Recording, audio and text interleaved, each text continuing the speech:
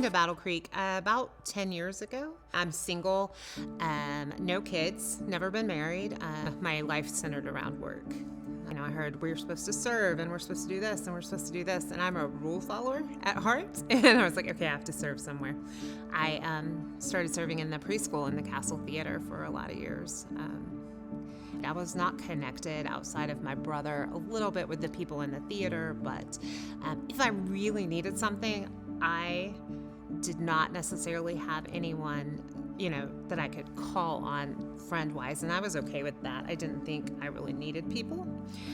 The slogan, "Life is better together," I always kind of rolled my eyes and I'm like, oh, it's just fine by myself, actually. But I decided to go to If gathering that was held at Midtown one year. But between sessions, they have questions that you're supposed to get in a group and ask. And I'm like, okay, great. So the people behind me are like, you can be in our group. And I'm like, oh, good. That's exciting. And so I turn around and they ask, what season of life are you in? And I'm like, I'm not in a season. I haven't done my life right. I'm not married. I don't have kids. I'm kind of old. All of the things. And then we went to break, and one of them came into my row. It's somebody that I didn't know, and she's like, hey, are you in a community group? And I'm like, oh gosh, that was one of the rules that I haven't followed. So no, I'm not in a community group. I'm sorry. There's lots of reasons. I don't want to walk up to a stranger's house and get killed possibly and all the things.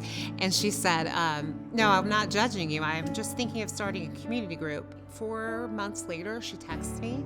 I thought, well, maybe they just decide not to do it. And she's like, hey, we're fixing to start this community group probably in the next couple of weeks. We'd really like you to come. The phrase "life is better together" really became personal for me when at this low point I came, and these people who didn't even know me felt like home to me, and they surrounded me, and they saw through some of my fakeness and the fact that I didn't really want to get to know people because relationships are messy.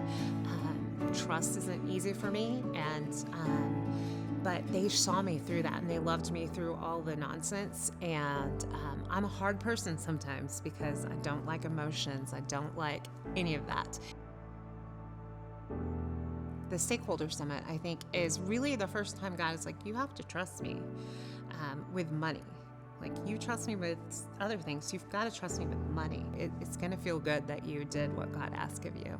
It may not feel good right now because you're letting go of some of that control that you love so much.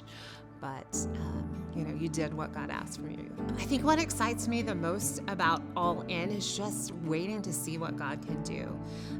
I just, want to go all in with everything, to be able to trust Him. And I know that's hard for me, but I want to go all in with that trust, and it's a challenge.